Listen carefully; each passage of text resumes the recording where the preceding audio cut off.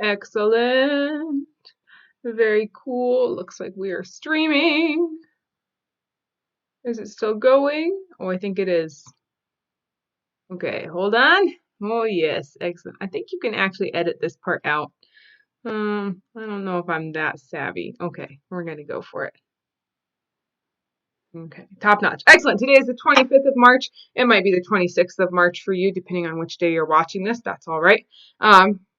Excellent. Our lecture today is on the Cold War effects. Okay, so we've been talking about the Cold War this week, this competition between communist states and capitalist states. Today we're going to review real quick about Cold War, about how that looks, and then some of the effects it has on world history, the political, social, economic effects on different countries that experience this Cold War and what they do in response. Both the effect that the Cold War has on people and then what people do, what they choose to do, what they use their agency to do as a result of that Cold War.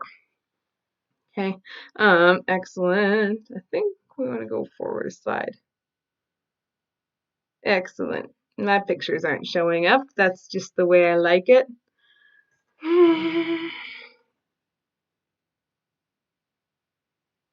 I'll slow down. I know every time it takes this a minute to load, it slows down the YouTube stream. So I'll wait a second to make sure it is doing okay. Okay, hopefully the audio is coming through clear. Had time to load up those pictures. Excellent. So just a review of the Cold War setup, and we've talked about this all week this week already. So Cold War is this dividing of the world into two basic camps, the communist countries, the capitalist countries. Those communist countries we call, we'll start with capitalist countries. Those capitalist countries, we call them the first world, industrialized countries that have free markets where people are free to choose what they want to buy, when they want to buy it, who they want to sell to. The first world. Some other synonyms, we also talk about the Western Bloc, specifically this block of Western states, what we used to just call the West in general, now specifically means capitalist, industrialized, modernized states. We also talk about the North Atlantic Treaty Organization, or NATO, as part of that first world capitalist section. The leader of the first world, of the capitalist world, is the United States. They're the most industrial, powerful capitalist nation. So the U.S. is the center of capitalist power globally during the Cold War. On the flip side, we have our communist countries. We also call them the second world. So countries that are industrialized, that are modernized, that are communist, where the government is in control of the economy. They determine who buys what, how much they buy, how much they pay for it, how the money system works, and with the goal of making sure that things are distributed evenly and that people get equal amounts of goods and resources. The most industrially powerful country in the Soviet bloc, or the Western or the Eastern Bloc, or the Warsaw Pact, or the Second World, is the Soviet Union. The Soviet Union up here in Northern Europe / Asia is the most powerful country there. So the Cold War features this world split into two major powerful camps, the first world and the second world, capitalist countries and the communist countries. And the Cold War is all about those two countries competing with each other. Each side, the capitalists and the communists, want to prove that their system is the best, want to compete with each other. And one way they do that is by converting other countries to their way of thinking. So every time a country becomes communist, it gives more power to the second world. Every time a country rejects communism and becomes capitalist, they become an asset to the first world. So each side wants to have more countries, and something that goes along with having more countries is then they get more resources, right? If all the first world, all the blue countries in this map work together, the more blue countries there are, the more resources will be available for all of the other blue countries to use together. And the same goes for the second world, all the red countries on that map. The more red countries there are, the more resources there will be for that whole second world in our setup. Both of these worlds, the capitalist and the communist sides, run propaganda campaigns to prove that their side is best and the other side is not so cool. Just propaganda campaigns similar to what we saw in World War I and World War II, encouraging people to buy into this idea of Cold War tension, to feel loyalty to either the free side or the communist side. And we looked at this and we talked about this in class, or we will talk about it in class. You might say, Ms. Hoyt, there's a lot of blue countries on this map, yes, and there's a lot of red countries, But looks like there's a lot of green countries too. And you keep saying it's dividing the world into two sections. What's up with those green countries? These green countries are what we call the third world. And we've probably gone over that in class already. They're the third world. They're countries that aren't industrialized yet. And the expectation was that as soon as a country did industrialize, or when they were interested in industrializing, they would have to either choose a communist government or a capitalist free market economy and government. And so the green countries are the third world, non-industrialized countries. And then the ideology of the Cold War dictates that they need to either choose to be capitalist or choose to be communist. And so that's another reason why there's propaganda run by these other two sides. They want to convince other countries to join their side.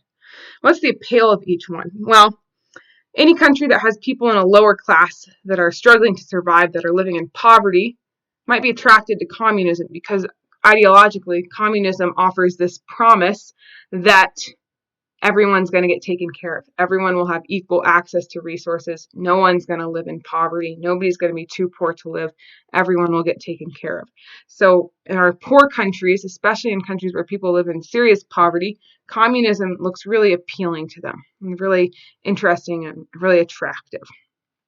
Now, you know, and I know from studying the Holodomor, the Great Leap Forward, that that's not always true, and people starve to death in communist countries quite frequently. But ideologically, the idea is if we can just get communism right, no one's going to starve to death. On the flip side of that, what attracts people to capitalism? Well, capitalism is all about people using their own skills and their own private property and doing their best. And if they do their best and they've got the necessary skills, they can succeed and become fabulously wealthy. So anyone who had a bit of a leg up, maybe they already owned property, or who said, I'm smart enough that I could figure out how to make money in a market economy. Anyone like that, or who wants to build their own business, is going to be attracted to capitalism. They say, if our country is a capitalist state, then through hard work and grit and determination, then I'll be able to make it and be wealthy. So that's the allure of capitalism, is that there's this opportunity to work in the market and to build your wealth. And there's people who live in abject poverty in capitalist states as well. So neither side has a 100% success rate of achieving their ideals. And both sides were alluring to these people in our green countries who were choosing which side they wanted to be. One other note about competition between the first world and the second world, capitalist and communist countries of the world. During this point, so we're basically talking from the 1940s onward, both sides have nuclear weapons. The United States developed their nuclear bomb in 1945 and used it in Hiroshima and Nagasaki in Japan. The Soviet Union 4 years later in 1949 developed their atomic bomb and demonstrated that it was powerful. And atomic bombs are powerful enough that if we all use our atomic bombs, we'll destroy the whole earth. Like, we'll just stop living. There will be so much explosions. So in terms of physical competition, they didn't actually want to fight each other. The United States doesn't want to fight the Soviet Union because if they give it everything they've got, everyone's going to die. They don't really want that. So they want to compete, but they don't want to go all out and use physical competition to their fullest extent because it's just going to destroy the whole earth. So a lot of our Cold War competition shows up in other means of competition. It's not necessarily the Soviet Union and the United States duking it out. You see a lot of tension in things like international sports competitions or international economic competitions, each trying to prove that they're better without actually having to use their big guns. That leads us to our last bullet point on our slide, proxy wars. Proxy wars are one of the ways that the First and Second World expressed competition and fought each other without pulling out all the stops and using their full nuclear arsenal. Okay, so proxy wars are an expression of competition. Most proxy wars start off as a civil war or a small dispute in a third world country. So one of these green countries on this map is having a war inside of itself. There's two different factions, or maybe two different green countries are fighting each other. And then in that conflict, there's two sides in the third world. The United States backs up one side, and then the Soviet Union backs up the other side and really amps up the energy in that proxy war, and it becomes a proxy war. So it's actually a war that's taking place in Vietnam or Korea or Angola, and it's people from that country fighting each other. But it's also the United States fighting the Soviet Union because they're each backing up one of the sides in that civil war. If that's unclear, that's okay. We're going to go look at 3 examples right now. We're going to do that. Again, as I switch slide, every time I switch slides, it's a great opportunity for you to pause the video if you want. And it's not showing my pictures. Let me come back here. It looks like we're in okay condition. We'll give it a second.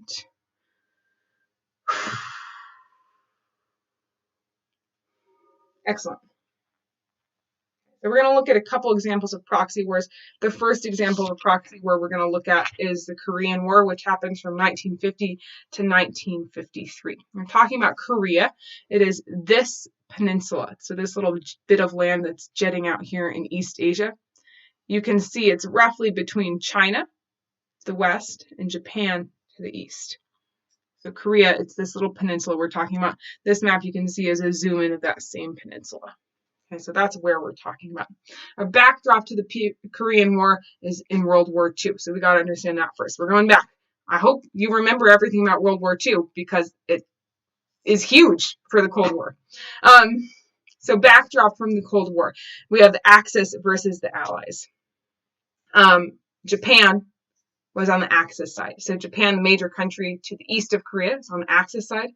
China, the Soviet Union, and the United States were all allies during World War II.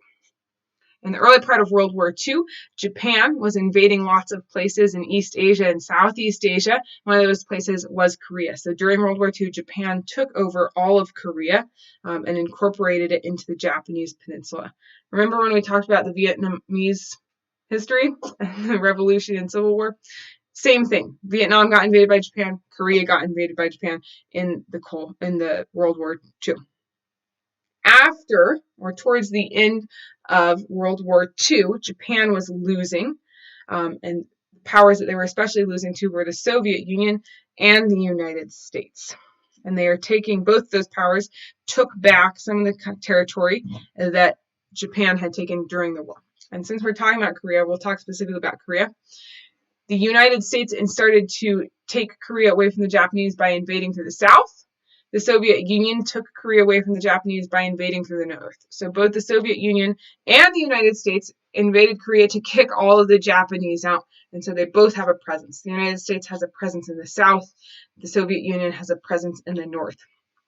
And at the end of the war, when Japan surrendered, about the bottom half of Korea was occupied by the United States Army, and the top half of Korea was occupied by the Soviet Union. And the plan was after the war, and all of the Japanese were kicked out and they had surrendered, the Soviet Union and the United States would work together to put Korea back together into one unified country that would set up with its own government.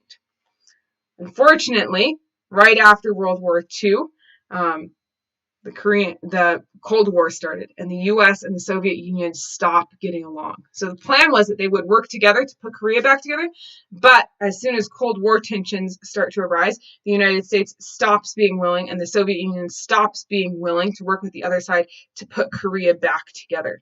So Korea gets split into 2 different states. The United States has South Korea, the Soviet Union has North Korea, and they refuse to work together to reunify Korea. And that's where we get the South Korea, North Korea from. South Korea is occupied by the United States. The United States helps them set up their own government as a Republican form of government where they vote on the president and they have elections and they have a say in their law. The Soviet Union sets up North Korea as a communist state where the government is in control of the economy of North Korea. The dividing line between North Korea and South Korea is the 38th parallel line.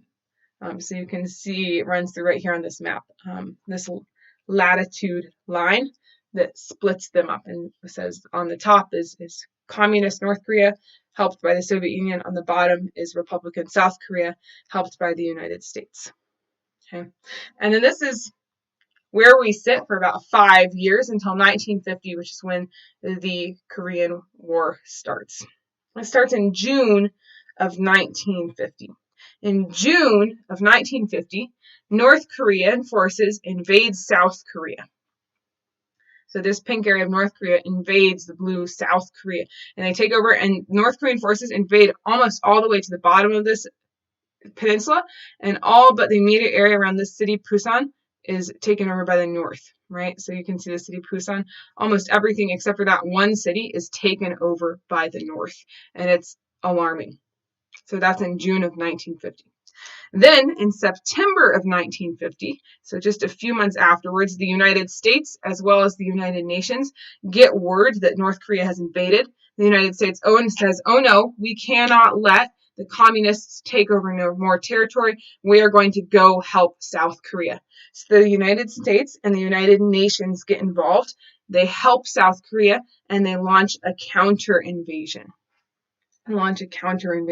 So South Korea, with the help of the United States and the United Nations, not only do they drive the North Koreans back out of South Korea, but they invade North Korea and they get all the way up to the Yalu River here. So the United States helps South Korea re-invade North Korea all the way up to the Yalu River. That's in 1950. 2 months later, in November of 1950, the Chinese and the Soviets get word and they say, oh my gosh, the United States is helping South Korea to kick the communists out of North Korea.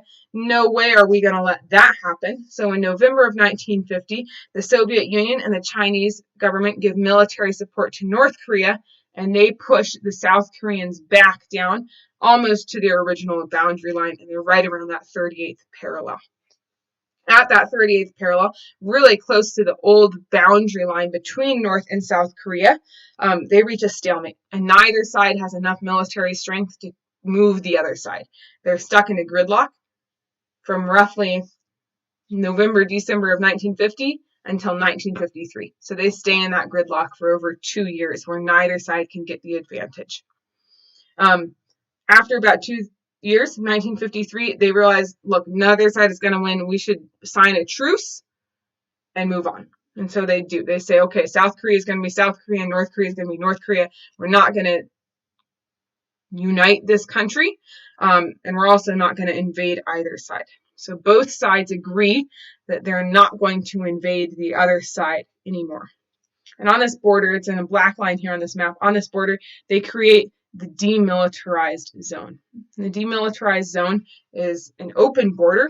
It's not open. It is an open space between the two countries. It is very much a closed border. They say this is the demilitarized zone. No military personnel are allowed to cross this line, right? No invasions. No military personnel can cross this line. No civilians can cross this line either. And there's a picture right here of the demilitarized zone, this border. So there's a very clear space that is the border, and no one is supposed to cross either side. And it's a little bit thrilling. They have armed guards keeping watch on either side. The South Koreans have armed guards to make sure the North Koreans don't break their word. The North Koreans have armed guards to make sure the South Koreans don't break their word. And they sat there and they watched, and they sat there and they watched, and they're still doing it today. Right? When we talked about the communist revolution in China, how the Kuomintang fled to Taiwan and they're still there today. This demilitarized zone is still there today, and the South Koreans are still watching to make sure the North Koreans don't invade, and the North Koreans are still watching to make sure the South Koreans don't invade. That's the Korean War. Why is it a proxy war? Because it starts off as a civil war, right? North Korea invades South Korea. That's a Korean issue, right? That's Koreans fighting Koreans. But then the United States joins on the side of South Korea, and the Soviet Union and China join on the side of North Korea. And so even though it's still Koreans fighting Koreans, it's also Americans fighting Soviets to an extent. And so it's a proxy war. It's Americans fighting Soviets, but not about American or Soviet issues, about Korean issues. It's a proxy war. Okay. Excellent. We're going to look at 2 more examples of proxy wars. We're going to do 2 more. I guess it's just going to make us come back out and go back for every picture. It's okay. It's a good exercise in patience. Excellent. So the Nicaraguan Revolution is our next example of a proxy war. So watch for it. Watch for a disagreement between Nicaraguans, and then watch the U.S. is going to get involved in one side. The Soviet Union is going to get involved in another side. Okay. So Nicaragua, we're in Central America. The United States is up here. Here's Mexico. Nicaragua is here in Central America. Okay. We're going to back up. Our background for this is United States policy of Pan-Americanism and some of the results of that. So in the late 19th and early 20th centuries, so that's the late 1800s, early 1900s, the United States developed a Pan-American policy. Pan means all, America meaning North and South America. Pan-Americanism is the idea that all American states in North America and South America and Central America should work together, should cooperate with each other. And that if there's an issue in any American state, they should get help from other American states before they get help from European or Asian or African states. So Pan-Americanism is the idea that all of the countries in the North and South American continents should work together, especially as they're solving problems. Because the United States is the biggest and most industrially and economically powerful country in both North and South America, Pan-Americanism often means everybody should do what the U.S. says, or else you're not helping us and we'll be unhappy with you. So often Pan-Americanism means do what the United States says or else you're going to be in trouble. One way that this shows up is in the early 1900s, the United States went to Nicaragua and said, hey, we know you have a government, but it would be better if your government looked like this. And so in the early 1900s, like 1912, the United States helps Nicaragua restructure their government in a way that is more friendly to United States interests, especially United States business interests. The United States says, we'll make more money if you have laws that say this, or if your government acts more like this. And so the United States helps Nicaragua to restructure their government in a way that's friendly to the United States. This one guy, Augusto Sandino, does not like it, and he starts an anti-U.S. intervention group called the Sandinistas. That's your second bullet point here. So the Sandinistas are formed by a man named Sandino. He forms this group in the 1930s. And the point of his group, the point of the Sandinistas, is that they are anti-United States. They do not like the United States intervening in Nicaraguan politics. They want the United States to stay out of Nicaraguan politics, and they want to have full autonomy for Nicaragua. In the 1930s, Augusto Sandino, the founder of the Sandinistas, is killed. But the Sandinistas group lives on, and it still exists today. It's still a political party today. Okay. One more bit of backup. The Nicaraguan Revolution doesn't start until the 70s, so we're still in backup. One more backup information bit is that in 1936, the United States again helped to restructure the Nicaraguan government to be friendly to United States business interests. And the person they helped set up was Somoza family. The Somoza family, they helped them set up and be in charge of the Nicaraguan government. So from 1936 all the way until the revolution in the 1970s, the Somoza family was in charge of Nicaragua's government, and they are backed up by the United States governments. So the Somoza family makes sure that while they're ruling Nicaragua, they have conditions that are beneficial for United States businesses and that fit with United States economic capitalist ideology, and that they keep communism under control in Nicaragua. In exchange for that, the United States gave funding to the Nicaraguan government under the Somozas and made sure that they stayed in power. Sometimes the Somozas put forth policy that was not super popular with the Nicaraguan population, but was popular with the United States. And so this leads to the revolution. This idea that the Somozas are doing things that the United States wants, but not necessarily that the people of Nicaragua want. Into the Sandinistas, and we're forwarded here to 1970. So the same situation exists for nearly 30 years, with the Somozas doing what the United States wants, and Nicaraguans sometimes feeling that they've been sold out to a foreign government. In the 1970s, the Sandinistas gained huge popular support for their anti-U.S. stance and for their anti-Somoza stance. The Sandinistas said the Somozas are only helping the United States, they are betraying Nicaragua, and we are anti-Somoza. So Sandinista is anti-Somoza. The Sandinista group is anti the Somoza family that's in charge of the Nicaraguan government. The Sandinistas realize that if the Somozas are backed up by the United States, the Sandinistas are going to have more backup if they're going to make any sort of move. So the Sandinistas partner with the Soviet Union. They say, we don't like the Somozas, but we can't take on the United States alone. And so the Soviet Union says, yes, we will help you. So the Sandinistas are anti-U.S., anti-Somoza. They become partnered with the Soviet Union, and then as part of that combination, they become pro-communist, pro-land redistribution, pro-wealth redistribution. This all comes to a head in 1978 and 1979. The Sandinistas launched a successful coup and ousted the Somozas. A coup means they take out the government head. So they kick the Somoza family out and they overhaul the Nicaraguan government, and the Sandinistas become in charge of the Sandinistas become in charge of the Nicaraguan government in 1979. But the U.S. realizes, oh my gosh, the Sandinistas just took over Nicaragua, and they are backed up by the Soviet Union, and that would mean that there are Soviets with power control, possibly, in Central America, and the United States will not stand for that. So in 1980, the United States start the Contra War, and they fight the Contra War from 1980 until 1989. Contras become the faction. The Somozas are out, and instead it's the Contras. The Contras are anti-Sandinista. They're funded by the United States, and they're trained by the CIA. And the Contras fought for control of Nicaragua throughout the 1980s, as did the Sandinistas. So for the 1980s, it's Sandinistas versus Contras. They're fighting each other. It's a Nicaraguan civil war, but it's a proxy war. It's Nicaraguans fighting Nicaraguans, but the Contras are backed up by the United States, and the Sandinistas are backed up by the Soviet Union. So it's a proxy war. By 1990, both sides were tired of fighting. They ended the Contra War, and the Sandinistas ended up losing. An anti-Sandinista government was elected in Nicaragua in 1990. Okay. What's the important part here? I know it's a lot. It's always a lot, right? But the important part, it's a proxy war. How can we tell it's a proxy war? It's Nicaraguans fighting Nicaraguans. First, it's the Somozas versus the Sandinistas, and then after the Somozas are deposed, it's the Sandinistas versus the Contras. In both cases, the Sandinistas are backed up by the Soviet Union, while the Somozas and then later the Contras are backed up by the United States. So it's a proxy war. It's the United States fighting the Soviet Union, but not about U.S. issues or Soviet issues, about Nicaraguan issues. Proxy war.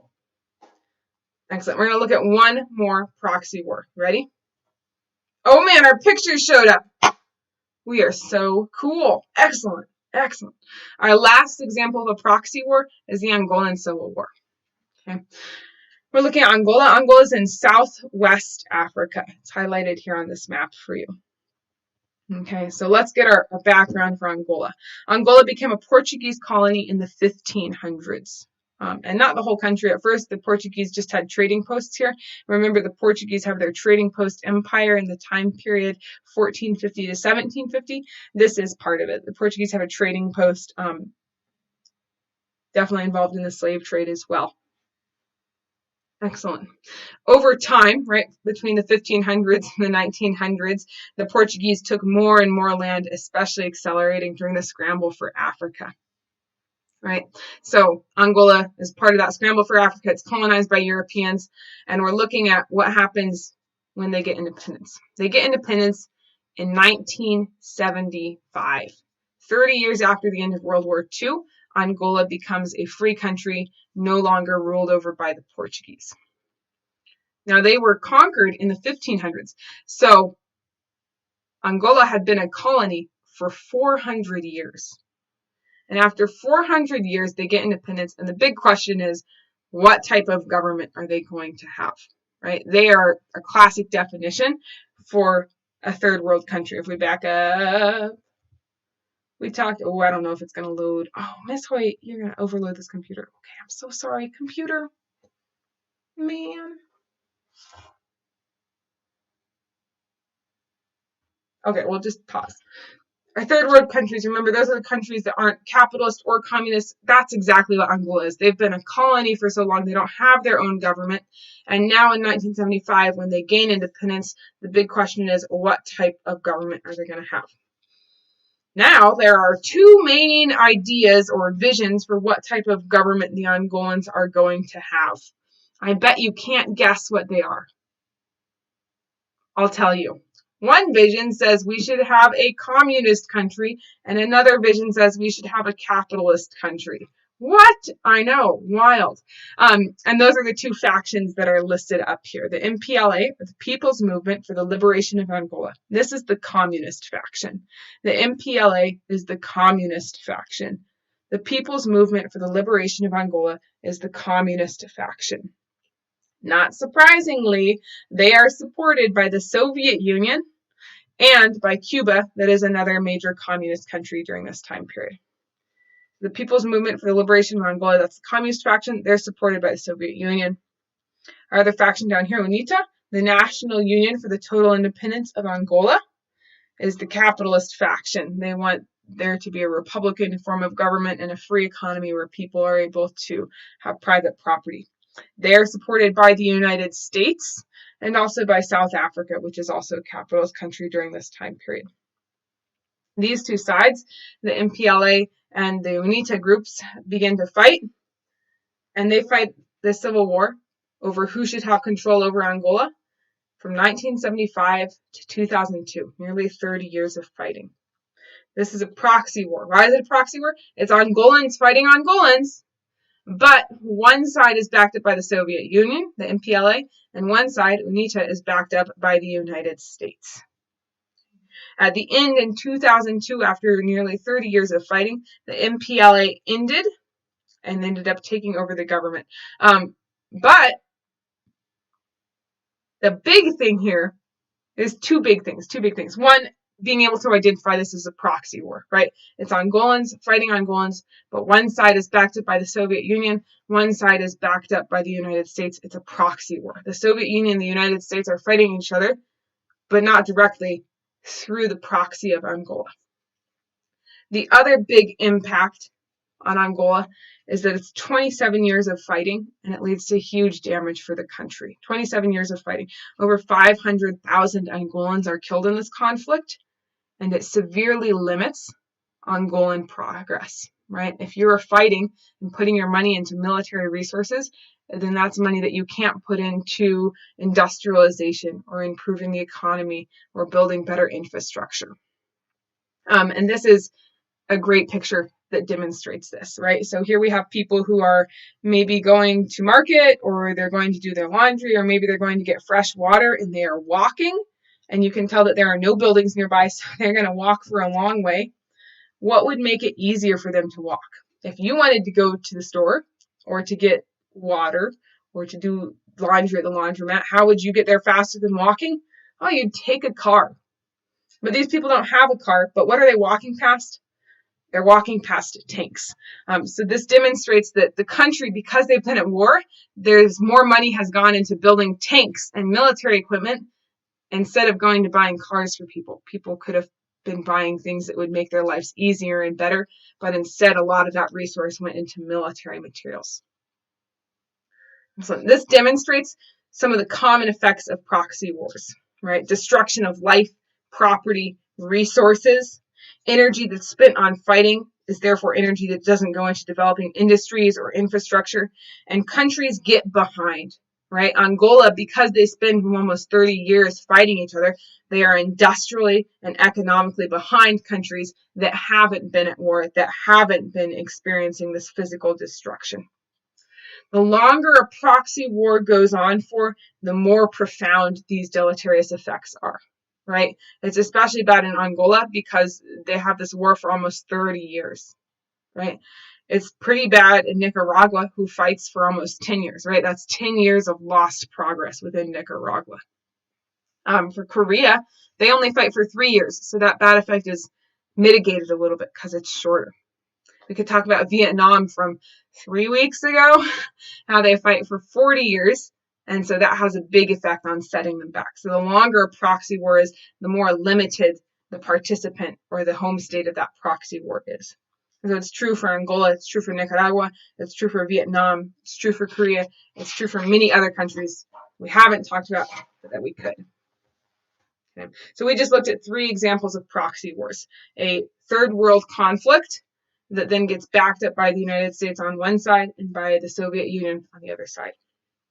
And I have one more slide that's kind of related. There's another effect of the Cold War. So remember, the Cold War is competition between two superpowers. And we've got the first world, this map on the right, the first world shows up in blue.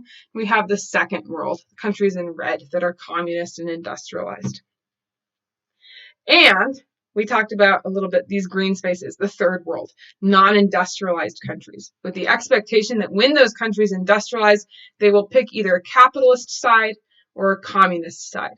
And many of these countries, as we've just seen, do end up picking a capitalist side or a communist side and go forward with that.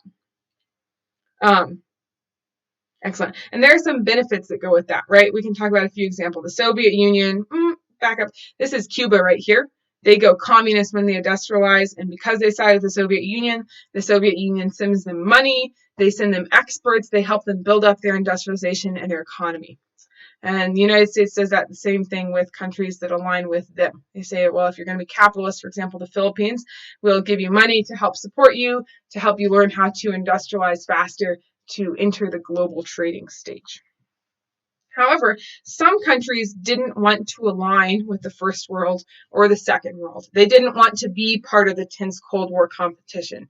And some countries rightfully recognized, they said, oh my gosh, if we try and join one side or the other, we could fall into having a civil war, and we could turn into a proxy war that gets hijacked by the United States or by the Soviet Union, and that could be really destructive. And so some countries don't want to align, they want to stay out. And they form, some of them do, they form the Non-Alignment Pact. Non-Alignment Pact. Excellent, excellent, excellent. Let me check my internet to see if we're streaming okay. I hope so. I'll double check it in a second. Excellent. So these countries form the Non-Alignment Pact, where they don't want to be involved with one side or the other side. They want to be individual. And this is first formed in 1961. This is first formed in 1961, and I gave you the name of our founding members up here. So Jawaharlal Nehru, remember the first president of India. So India is one of those founding nations. Jawaharlal Nehru, so the Prime Minister of India. The Egyptian President Gamal Abdel Nasser. So Egypt is a founding member. And then the Yugoslavian Josip Tito is another founder of this non-alignment movement. And they say, we are going to create an alternative to being part of the first world or the second world. We're going to stay non-aligned. And as a result, we're going to agree to the following things. So I'm going to read off a list of, 6 things that the non-alignment pact involves. The non-alignment pact countries agree to not align with either Cold World model. They are not going to commit to communism or to Republican capitalism. They say we're going to find our own way of doing things, and we're not going to be involved with the first world or the second world in terms of a military or economic alliance. Non-alignment countries pledge to have respect for territory and sovereignty of other countries, right? If you respect another country's territory, you don't invade it. If you respect another territory's sovereignty, you let them make their own rules for themselves, and you don't try and make their own rules for them. You let them do their own thing. Non-alignment countries agree to a pact of non-aggression, right? So much of the Cold War was built on threatened aggression or on proxy war fulfillment of aggression. Non-alignment pact countries said, we don't want to be part of that aggressive. We don't want to get involved in proxy wars. We don't want to get involved in arms races and building up our nuclear weapons. We pledge non-aggression. Non-alignment pact members committed to a policy of non-interference. This is similar to respecting sovereignty of other countries. Non-interference means you let other countries do their own thing. You don't get involved in their policy. Non-alignment countries committed to a policy of equality and mutual benefit. They said we're going to treat other countries as equals. We're going to act with community values. We'll act in our best interest, and hopefully that will lead to the best interest of other countries too. We are going to try and make sure that everyone ends up a winner. And lastly, non-alignment countries agreed to a pact of peaceful coexistence. And this is in big contrast. The Cold War is all about competition. The first world proving they're better, the second world proving they're better, both sides trying to take over more territory. And non-alignment countries say, no, we want peaceful coexistence. We don't need to compete with each other. We can coexist with each other. We don't need to prove that we're better. We can just both exist in our unique areas. Okay. On this slide, you can see this map over here. The dark blue countries are official members of the non-alignment pact. So the dark blue countries are the members. Light blue countries are countries that were interested, but they did not officially join. You can see between these two maps. So on the left, we have dark blue as our non-alignment pact members. On the right, we have our three world model. You can see that many of the countries in the third world, many of our green countries, become non-alignment pact movies or non-alignment pact members. In dark blue here on the left. Cool. Excellent. What did we do today? We talked more about the Cold War. We reviewed this idea of the first world, the second world, and then the third world. A major component of the Cold War is competition between the two states, especially competition between the United States and the Soviet Union. And we defined proxy war. Proxy war is a dispute, and especially a third world country, where then one side gets backed up by the United States, another side gets backed up by the Soviet Union. We looked at 3 examples of proxy war. We looked at the Korean War, the Nicaraguan Revolution, and the Angolan Civil War. Each of these wars featured some sort of dispute that the United States took one side, the Soviet Union took the other side, and they had some common effects, especially in the destruction of progress and of infrastructure that set proxy war sites behind. And then we said because of this competition and the threat of proxy wars and the danger that they posed, many countries chose not to be involved with the Cold War at all. They didn't want to align with the first world, the United States, or the second world, the Soviet Union. And instead, they tried to find a third way to move forward, doing their own thing. Excellent. If you have questions, you write them down, hopefully. Bring them to class, bring them to conference. And I hope to see you later. Take care.